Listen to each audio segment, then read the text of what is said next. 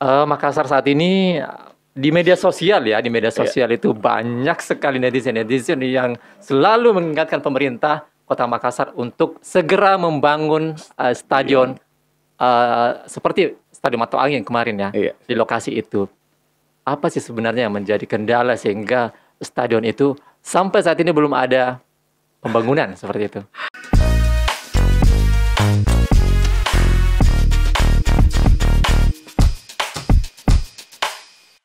Assalamualaikum warahmatullahi wabarakatuh. Selamat datang di podcast Orkes Obrolan Kekinian Sulawesi Selatan by Kabar Kota Sulsel. Dan tentu saja masih bersama saya Usmarlah Haji, sang pengiring orkes. Nah, di edisi kali ini saya kedatangan tamu atau narsum saya kali ini.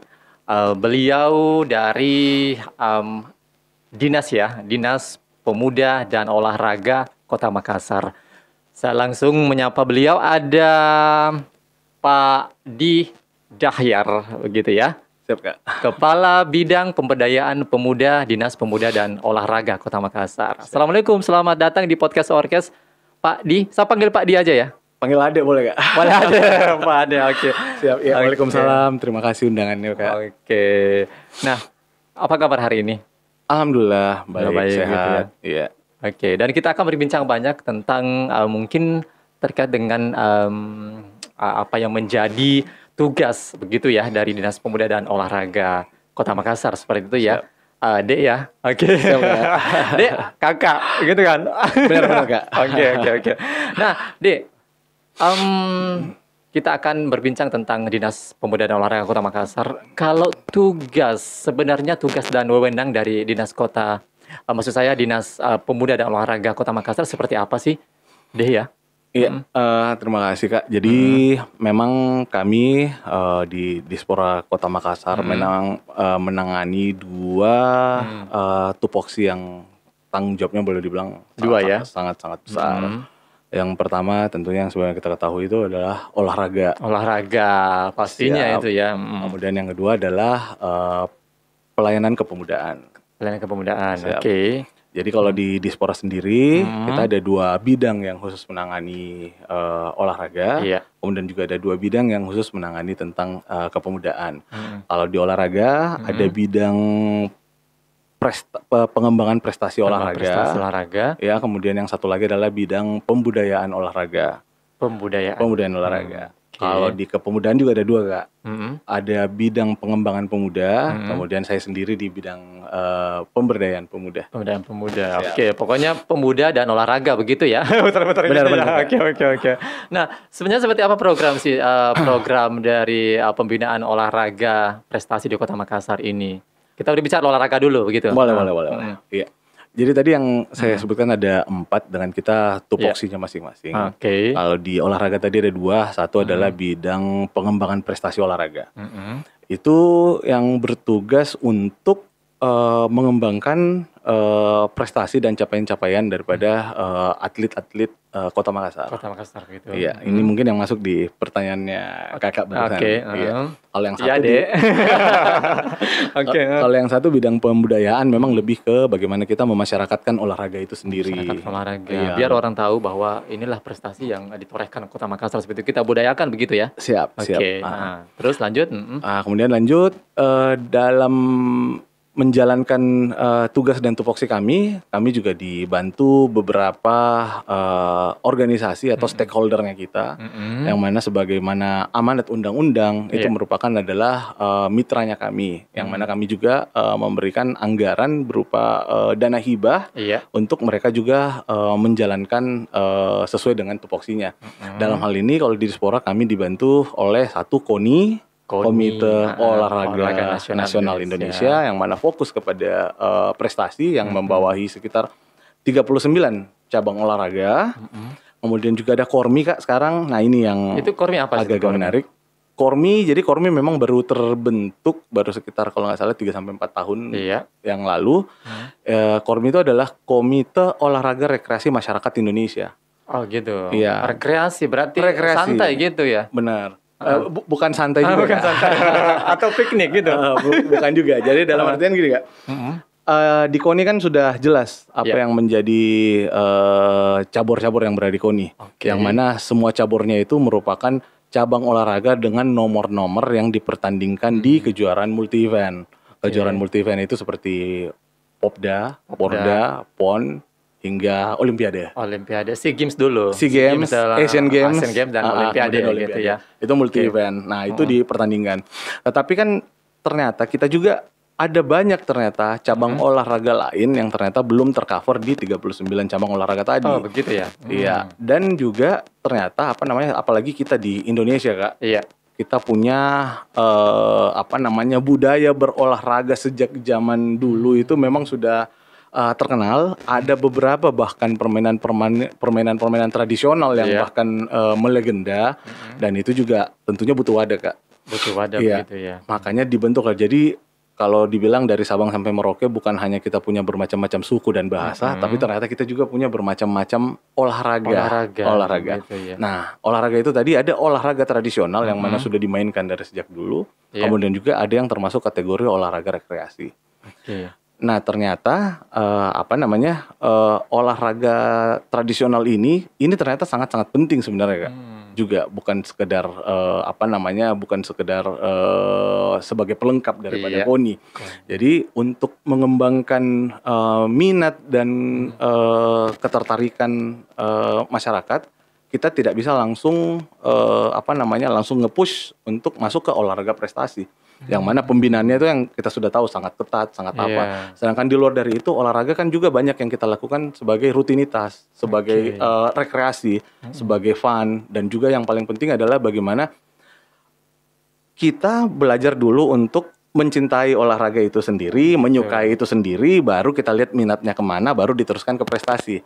Makanya pemerintah melalui Kementerian Pemuda dan Olahraga melahirkan yang namanya Desain Besar Olahraga Nasional.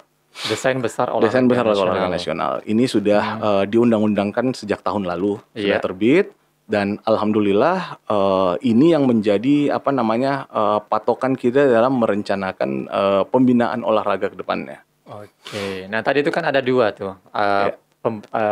Olahraga tradisional dan juga prestasi. Jadi olahraga prestasi di bawah KONI. Ya, dengan cabur 39 cabur tadi. Kemudian di KORMI sendiri mewadahi olahraga rekreasi dan olahraga tradisional. Kalau di KONI namanya cabur, kalau di KORMI namanya Inorga, Kak. Induk Organisasi Olahraga. Kalau itu semacam Inorga itu apa-apa aja sih di situ? Olahraga apa aja? Benar. Jadi perlu juga sekalian mungkin dengan momen ini kita mengedukasi dan mensosialisasikan kepada para masyarakat Kota Makassar ya dan sekitarnya begitu. Benar, iya. Jadi contoh kalau kayak yang paling ini di sepak bola mungkin kalau di KONI. Caburnya adalah dibawahi oleh Federasi PSSI. Ya, PSSI. Nah, kalau di KORMI cabang olahraganya itu lebih ke street soccer. Ya.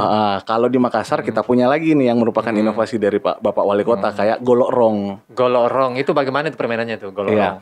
Mungkin sama-sama sepak bola, Kak, tapi kita mainkan dan beda lagi dengan futsal. Oh, bermain futsal juga begitu. Bermain bolanya besar gitu. Bolanya sama kayak bola futsal, Kak, tapi dengan aturan lapangan dan aturan permainan yang berbeda, Kak. Tadi namanya apa? Street soccer. Street soccer. Iya, kebetulan nama inorganya adalah Persoci. Nah, mungkin kalau teman-teman sudah pernah dengar Persatuan Sepak Bola Street Soccer Indonesia. Iya. Jadi ini bedanya dengan futsal, mereka lapangannya lebih fleksibel, kemudian jumlah pemainnya juga lebih sedikit, kemudian ada beberapa aturan-aturan juga yang sama sekali berbeda dengan futsal. Dan ini merupakan strategi kita untuk membudayakan itu tadi olahraga. Dan ternyata malah di tahun ini, Kak, kita pemerintah akan menggulirkan lagi semacam kayak Liga Galatama mungkin namanya. Liga Galatama disponsori oleh, kalau nggak salah sponsor besarnya udah ketemu, ada Danone, dan mereka tidak mau futsal, mereka maunya street soccer. Street soccer gitu Street soccer. Itu sebenarnya fasilitasnya di Kota Makassar seperti apa sih untuk saat ini? Iya, jadi memang karena baru pengurusnya pun masih terbentuk, tetapi ini sudah kita pertandingkan di Pornas. Oh iya, jadi kalau di KONI mungkin hajatan terbesarnya untuk olahraga prestasi itu adalah PON, Pekan Olahraga Nasional. Kalau di olahraga rekreasi dan tradisional ada dua, ada Portratnas, itu Pekan Olahraga Tradisional Nasional. Itu di tahun lalu sudah kita diadakan di di Bangka Belitung kalau nggak Bangka salah. Belitung. Tahun ini kita akan ada Pornas, Pekan Oh, Olahraga Rekreasi Nasional. oh, Itu iya. Juli di Palembang. Palembang ya. Itu nasional juga ya. Nasional. Dan street soccer merupakan salah satu nomor yang akan kita pertandingkan di sana. Berarti dipertandingkan cuma olahraga tradisional itu aja ya. Tidak, jadi beda Kak. Antara olahraga tradisional dengan olahraga rekreasi beda lagi Kak. Oh gitu. Beda. Tradisional beda sama rekreasi gitu. Beda. Oke. Iya, jadi Ini makin banyak juga ya. Ternyata ya. banyak memang. Dan itu perlu untuk diketahui oleh masyarakat biar Sebenarnya perlu. tidak bingung ya begitu. Iya. Silakan Dek. Siap, Kak. Oke. Jadi contoh kayak kayak panahan. Ya. Panahan ada panahan prestasi. Oh, Kemudian gitu. juga kita ada panahan Rekreasi. Tradisional. Tradisional oh iya. Itu Oke. dipertandingkannya di Portratnas tahun lalu. Jadi beberapa nomor itu diantaranya mohon maaf kalau mungkin saya tidak lengkap menyebutkan. Tahun lalu itu di Portratnas kita mempertandingkan panahan tradisional. Panahan tradisional. Kemudian juga ada lari balok. Nah, ini merupakan permainan-permainan tradisional yang sudah dari dulu. Iya. Aduh. Ternyata saya baru tahu itu deh ya, kalau ternyata ada semacam pertandingan yang setingkat dengan PON misalnya, dan di situ dipertandingkan cabang olahraga tradisional dan rekreasi begitu ya? Iya, dan sebenarnya kita sangat telat memulai itu sebenarnya Kak. Kalau di luar negeri sendiri, di beberapa negara itu sudah lebih dulu untuk menggalakkan olahraga rekreasi dan tradisionalnya. Bahkan mungkin teman-teman pernah nonton serial paling terkenal di Netflix, Squid Game. Iya. Yang mana itu permainan hampir mirip dengan permainan hadang asing kalau kita di Makassar. Kalau di Makassar, kalau namanya itu apa ya istilahnya? Asing. Mengasing gitu ya? Asing, iya benar. Mengasing. Iya. Yang baku itu ya? Iya. Halang-halangi gitu bukan ya? Iya, Oke. seperti itu Kak. Jadi itu karena memang di luar sendiri mereka juga sudah mulai menggalakkan olahraga tradisional. Jadi sebelum masuk ke prestasi, kita budayakan dulu, kita ajak atlet-atlet baru itu untuk bersenang-senang dulu, have fun dulu, kemudian masuk ke prestasi Kak. Oke. Siap. Kalau untuk di olahraga prestasi untuk di tingkat KONI nih, maksudnya di naungan KONI begitu ya. Ini kira-kira untuk andalan dari Kota Makassar sendiri? Oh iya. Jadi sebentar lagi. Dan saat ini sudah TC gitu? Iya, sebentar lagi kan kita akan Porprov ya Kak. Porprov ya? 17 ya di Sinjai Bulukumba. Bulan berapa itu? Bulan Juli kayaknya. Bulan Juli ya. Iya, Berarti bulan depan. bulan depan. Oke. Iya. Kalau berbicara tentang Makassar, kebetulan memang Makassar tuh paling terkenal dengan ini ya Kak, dengan karateka. Karateka Iya, ya. Dan menjadi salah satu cabang olahraga andalan di Sulawesi Selatan juga sebenarnya ya. Sulawesi Selatan bahkan nasional Kak. Dan internasional. Internasional juga. Iya.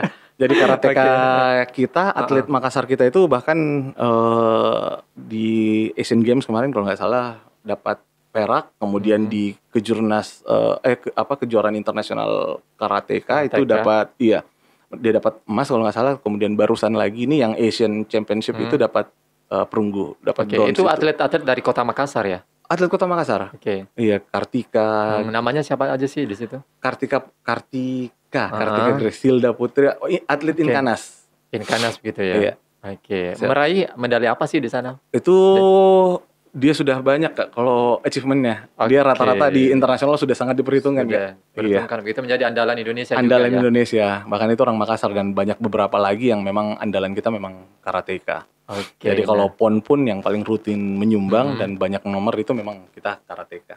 Oke, kalau untuk di Porprov nanti Kota Makassar targetnya apa sih untuk menjadi juara umum lagi ya begitu? Yang jelas target juara umum kembali. Yang menjadi andalannya apa aja? Karateka selain itu? Karateka, kemudian sepak bola dan juga angkat besi. Kan angkat besi kita kan sudah internasional, udah olimpiade bahkan kemarin. Kemudian ada beberapa nomor lainnya juga seperti dayung, kemudian selam juga kita kemarin. Selam juga ya. PON juga kemarin kita juga cukup dominan juga di sana. Siap. Dan mungkin ini mohon maaf kalau yang itu saya agak kurang jelas datanya, tetapi yang paling pasti memang kami dalam hal ini berbagi peran dengan KONI untuk pembinaan olahraga prestasi. Oke, seharusnya ada KONI di sini ya. Harus. Oke, next time gitu ya, Dek ya. Oke. Nah, berbicara tentang prestasi olahraga nih, Dek ya. Ini kan terkait dengan fasilitas ya, begitu ya. Bukan begitu, Dek ya? Pasti. Oke, kalau fasilitas di Kota Makassar sini kira-kira sampai saat ini menjadi sudah menjadi kebutuhan atlet, Iya. kira-kira seperti apa sih fasilitas yang sudah saat ini sudah memadai ataukah belum begitu? Iya, kalau memadai jujur belum, dan terus terang masyarakat juga masih banyak yang apa namanya yang belum aware ya bahwa sebenarnya kan selama ini kalau di medsos kita lihat semuanya butuh stadion. Oke, sebentar kita bahas tadi. Benar. Tapi ada hal lain Kak yang sebenarnya kita tidak punya selama bertahun-tahun Kak. Nah. Itu adalah GOR, arena olahraga. Kita belum pernah punya GOR. Dan untuk itu di periode kedua Bapak Dani Pomanto dengan Ibu Fatmawati Rusdi sudah dimasukkan sebagai program strategisnya mereka untuk sarana-prasarana olahraga. Insya Allah di periode kedua ini kita nanti akan menikmati GOR Staraf Internasional. Oke. Itu kita sudah sementara akan di tender multi years. Kita sudah menyiapkan tahun ini timbunan dan lain-lain. Gambarnya juga sudah ada. Itu di wilayah Untia di Salodong, namanya MACA, Makassar Core City Arena. Makassar Core City Arena begitu ya. Iya.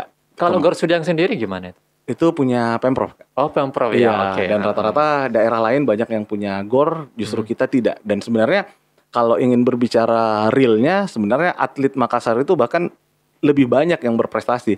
Tetapi karena kita tidak punya GOR, banyak yang diambil, begitu sudah berprestasi, banyak yang diambil oleh daerah lain. Nah, itu dia kenapa bisa seperti itu ya. Siap. Oke, nah berbicara tentang olahraga lagi nih, dan bola tadi sudah disebutkan tadi bahwa Makassar saat ini di media sosial itu banyak sekali netizen yang selalu mengingatkan pemerintah Kota Makassar untuk segera membangun stadion seperti Stadion Mato Angin kemarin ya, di lokasi itu. Apa sih sebenarnya yang menjadi kendala sehingga stadion itu sampai saat ini belum ada pembangunan seperti itu? Iya, ini kalau boleh saya tahu deh. boleh. Dari Dinas Pemuda dan Olahraga Kota Makassar. Oke. Sebenarnya topiknya agak-agak sensitif dan saya coba jawab mungkin. Tapi alhamdulillah sih Kak, memang di awal-awal masih banyak yang memang istilahnya masih pukul rata.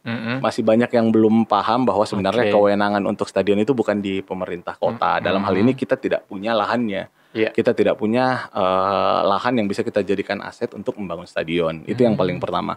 Nah, berbicara tentang Mato Angin, Mato Angin kan memang sedari dulu kan di bawah naungan YOS, Yayasan Olahraga Sulawesi Selatan. Kemudian diambil alih oleh Pemprov.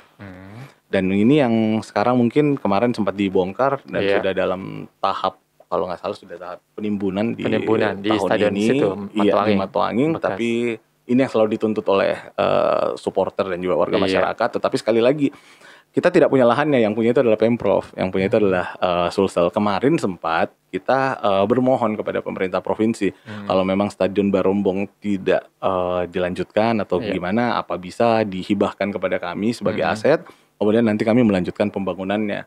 Tetapi untuk beberapa satu dan lain hal, beberapa alasan dari Bapak Gubernur adalah bahwa karena pemerintah provinsi pun sudah fokus untuk bagaimana caranya membangun ulang Stadion Mato Angin. Ini yang jadi polemik.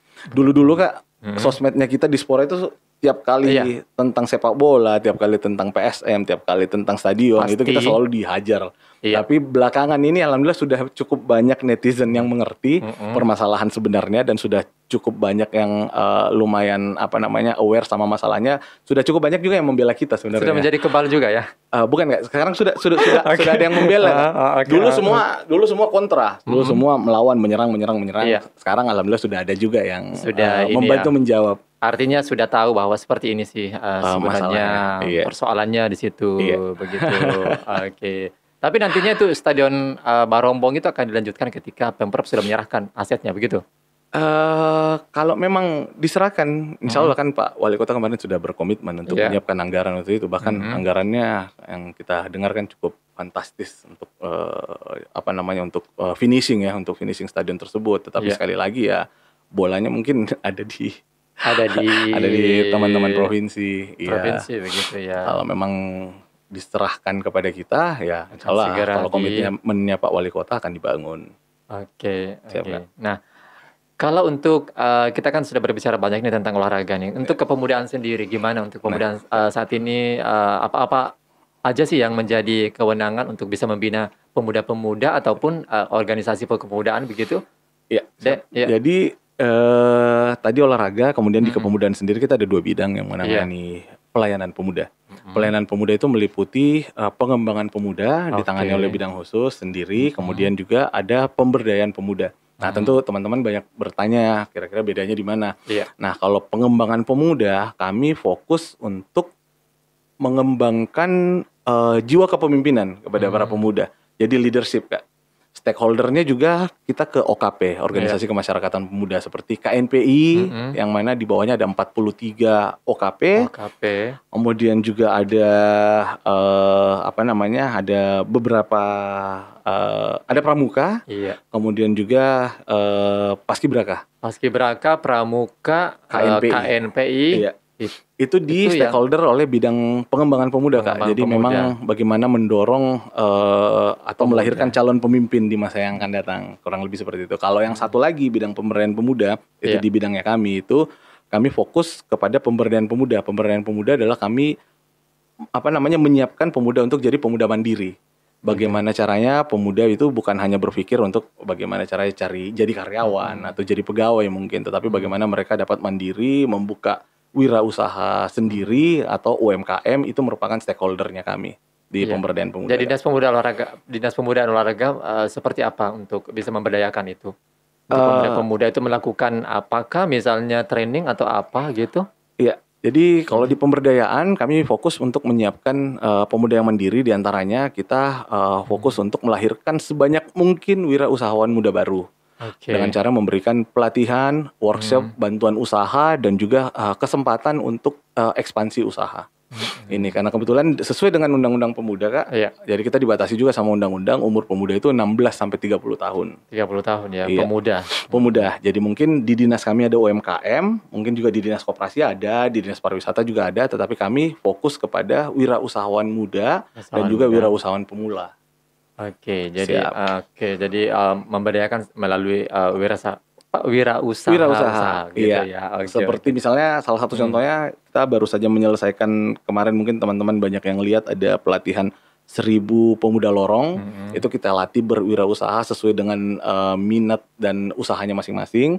Ada yang kita berikan pelatihan life skill seperti pelatihan fotografi, ada yang kita berikan pelatihan seperti pelatihan sinematografi juga, karena industri kreatif kan sekarang yang lagi rame, Kak, kayak podcast kayak gini. Nah, itu dia yang untuk di dunia digital saat ini ya. Iya, benar. Digital, apakah banyak di Dinas Pemuda dan Olahraga untuk bisa mengembangkan itu untuk pemuda-pemuda? Banyak gitu. Jadi mungkin teman-teman yang menonton podcast ini juga kiranya mungkin selama ini belum pernah punya informasi seperti apa untuk mengikuti pelatihan-pelatihan yang ada di Dispora. Jadi boleh sekalian juga mampir ke sosial medianya kita. Karena memang podcast ini adalah untuk sejenis podcast news ya begitu. Jadi bagaimana caranya kita mengemas sebuah informasi di sini untuk disampaikan kepada masyarakat luas begitu. Makanya kita juga mengundang Dinas Pemuda dan Olahraga untuk bisa berbicara banyak di podcast ini begitu deh. Iya.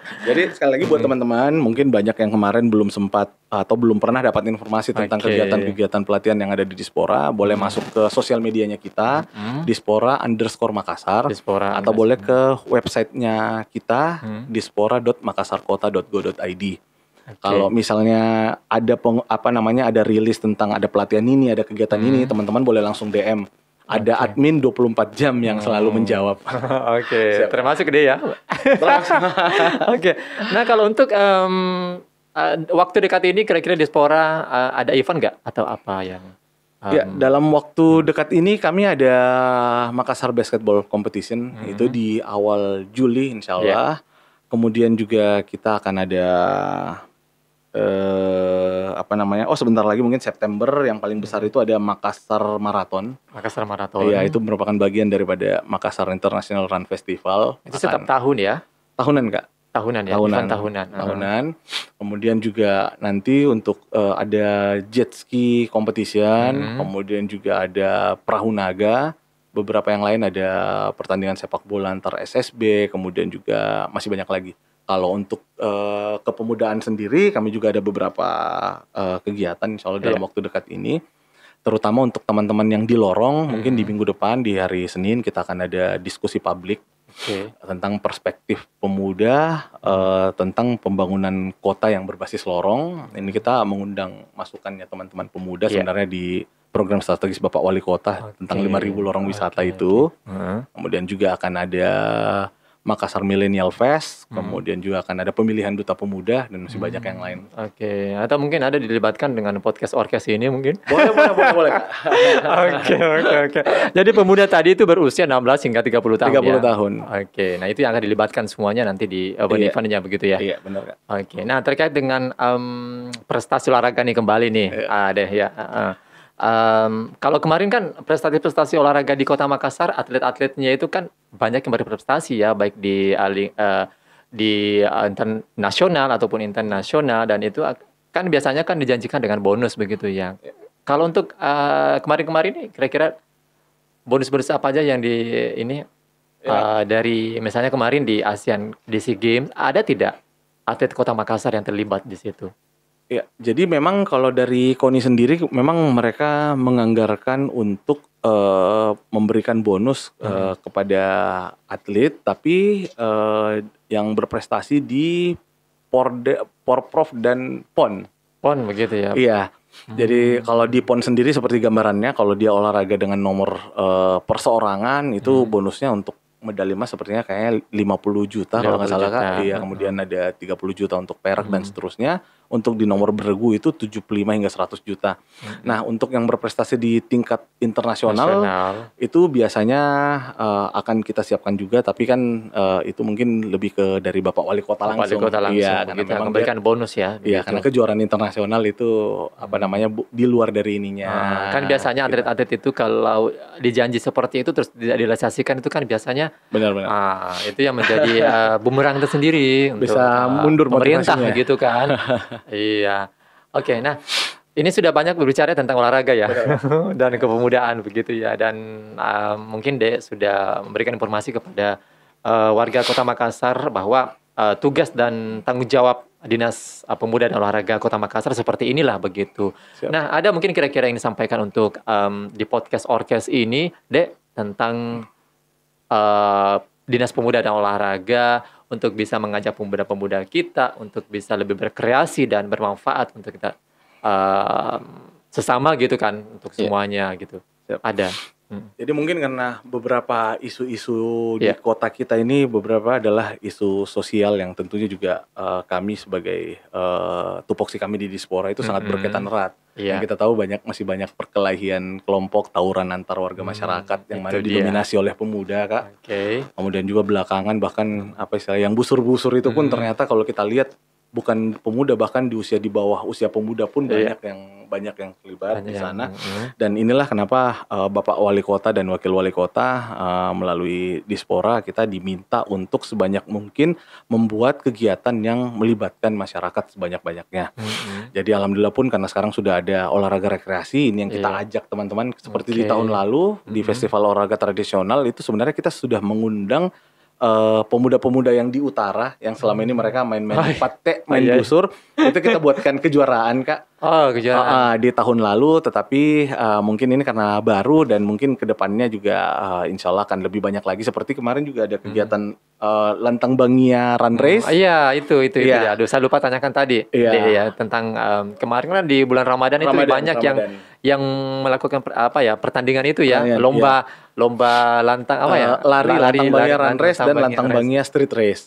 Dan ternyata memang kemarin kita baru saja juga diskusi publik dengan melibatkan kepolisian dan TNI dan ternyata memang dampaknya sangat signifikan Kak. Gitu ya. Jadi ternyata di 2 tahun belakangan puncak tawuran antar warga itu selalu di bulan Ramadan.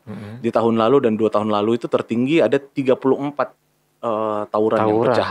Iya. Gitu ya. Dan alhamdulillah di tahun ini Kak merupakan tahun yang dengan jumlah yang terendah. Hanya ada 4 selama bulan Ramadan. Dan itu pun skalanya kecil-kecil, tidak seperti yang tahun-tahun lalu.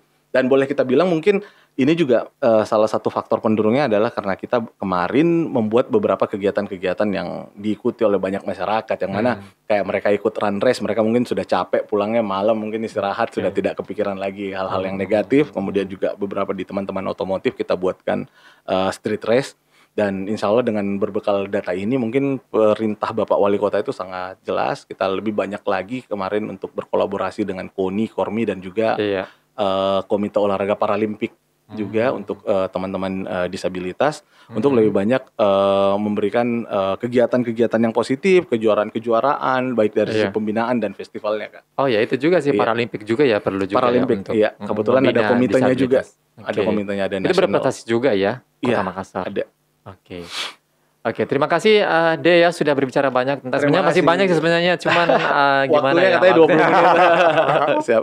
Nanti De juga nanti untuk selanjutnya next time gitu Siap. kan. Oke. Atau mungkin Oke. Pak Kadispora sendiri langsung insya Allah Iya mudah-mudahan sudah boleh, bisa sempat atau hadir. berdua dengan De lagi ya. Siap, Kak, siap. Atau Koni juga ya, begitu berdua. Siap, Oke, Kak. terima kasih De ya. Kepala Bidang Pemberdayaan Pemuda, Dinas Pemuda dan Olahraga Kota Makassar. Oke, terima kasih sekali lagi De. Sama-sama, Kak. Sukses Terima untuk kasih De sudah dan diundang. sukses untuk semuanya. Amin. Di Dinas Pemuda dan Olahraga. Salam sama Pak Kadis ya. Siap. Semoga Insya Allah nanti kita bawa ke sini. Oke, terima kasih sekali lagi. Siap. Assalamualaikum warahmatullahi wabarakatuh. Waalaikumsalam warahmatullahi wabarakatuh.